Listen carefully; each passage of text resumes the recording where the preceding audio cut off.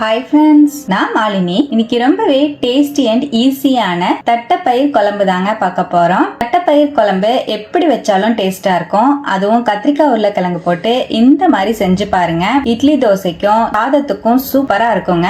ரொம்பவே டேஸ்டியான இந்த தட்டைப்பயிர் குழம்ப எப்படி செய்யறதுன்னு பார்க்கலாம். குக்கர்ல 100 கிராம் அளவு தட்டைப்பயிர் ஆட் பண்ணிக்கிறேங்க. நல்லா ட்ரையா ரோஸ்ட் பண்ணிக்கலாம். ஒரு 2ல இருந்து 3 நிமிஷம் மீடியம் ஃப்ளேம்லயே நல்லா வறுத்துக்கோங்க. தட்டைப்பயிரோட நிறமெல்லாம் நல்லா மாறி வந்துருச்சு. இந்த அளவுக்கு தட்டைப்பயிரை வறுத்துட்டேன். இதை அப்படியே வாஷ் பண்ணி எடுத்துக்கலாம்.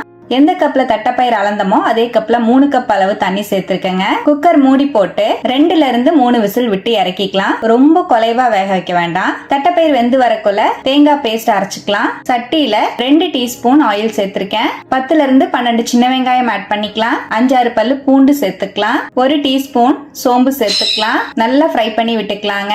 நல்லா வதக்கி விட்டுட்டு ஒரு கொத்து கருவேப்பிலை ஆட் பண்ணிக்கலாம். நல்லா கலந்து விட்டுருவோம். இதோடவே 1/2 கப் அளவு தேங்காவை துருவி எடுத்து வச்சிருக்கேன். அதையும் சேர்த்துக்கலாம். நல்லா வதக்கிக்கலாம். தேங்காவோட ஈரத்தன்மையெல்லாம் போற அளவுக்கு நல்லா வதக்கிக்கோங்க. நல்ல வாசமும் வர ஆரம்பிக்கும். இப்ப பாருங்க, தேங்காவை நல்லா இந்த அளவுக்கு வதக்கிட்டேன். இப்ப நம்ம வதக்கி வச்சிருக்கிற தேங்காய், வெங்காயம், பூண்டு எல்லாத்தையும் மிக்ஸி ஜாருக்கு மாத்திக்கலாங்க. தேவையான அளவுக்கு தண்ணி சேர்த்து நல்லா நைஸா அரைச்சுக்கலாம். பாருங்க, தேங்காய் பேஸ்ட் அரைச்சு எடுத்துட்டேன். இருக்கட்டும். இப்ப நம்ம வேக போட்டிருந்த தட்டைப்பயிரும் பாத்தீங்கன்னா நான் 3 விசில் விட்டு இறக்கிட்டேங்க. நல்லா சாஃப்டா வந்திருக்கு பாருங்க. இருக்கட்டும். கடாயில 1 டேபிள் ஸ்பூன் ஆயில் சேர்த்துக்கலாம். 1/2 டீஸ்பூன் ஜீரகம் ஆட் பண்ணிக்கலாம். ஒரு பெரிய வெங்காயத்தை பொடியா நறுக்கி சேர்த்துக்கலாம். நல்லா ஃப்ரை பண்ணிக்கலாங்க. வெங்காயம் நல்லா பிரவுன் கலர் வர அளவுக்கு வதக்கிக்கலாம். இதோடவே ஒரு கொத்து கருவேப்பிலை சேர்த்து நல்லா வதக்கி விட்டுக்கலாம். வெங்காயம் பாருங்க நல்லா வதங்கிடுச்சு. இதோட 2 பெரிய சைஸ் தக்காளி பழத்தை நல்லா பொடியா நறுக்கி சேர்த்துக்கலாம்.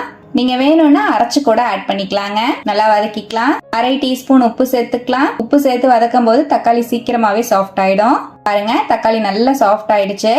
இதோடவே ஒரு பெரிய சைஸ் உருளைக்கிழங்கு கட் பண்ணி சேர்த்துக்கலாம். 2 கத்திரிக்காய் சேர்த்துக்கலாம். நல்லா கலந்து விட்டுருவோம். உருளைக்கிழங்கு கத்திரிக்காய்க்கு பதிலா நீங்க சொரக்காய் கூட ஆட் பண்ணிக்கலாங்க.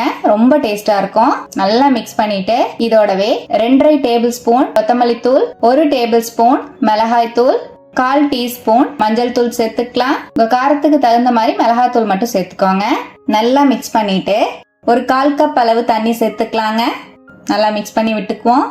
மூடி வச்சிருவோம். காய் நல்லா வெந்து வரட்டும். பாருங்க, ஒரு 3 செகண்ட் அப்படியே மூடி வச்சிருந்தேன். நல்லா மிக்ஸ் பண்ணிக்கலாம். இப்ப இதோடவே நம்ம வேக வச்சு எடுத்திருக்கிற தட்டைப்பயிரை ஆட் பண்ணிக்கலாம். அந்த தண்ணியோடவே சேர்த்துக்கோங்க.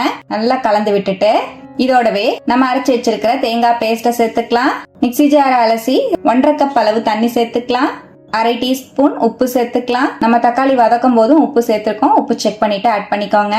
நல்லா மிக்ஸ் பண்ணிக்கலாங்க.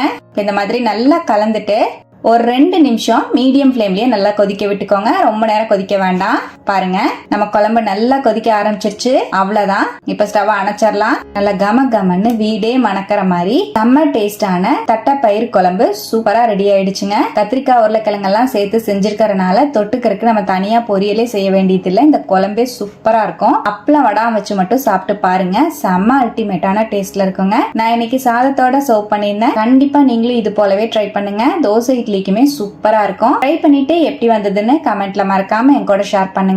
நம்ம சேனலை இப்பதான் ஃபர்ஸ்ட் டைம் பாக்குறீங்கன்னா சப்ஸ்கிரைப் பண்ணிக்கோங்க. பக்கத்துல இருக்கிற பெல் ஐகானை பிரஸ் பண்ணி வச்சுக்கோங்க. லைக் பண்ணிக்கோங்க. ஃப்ரெண்ட்ஸ் அண்ட் ஃபேமிலியோட ஷேர் பண்ண மறந்துடாதீங்க ஃப்ரெண்ட்ஸ். தேங்க்யூ.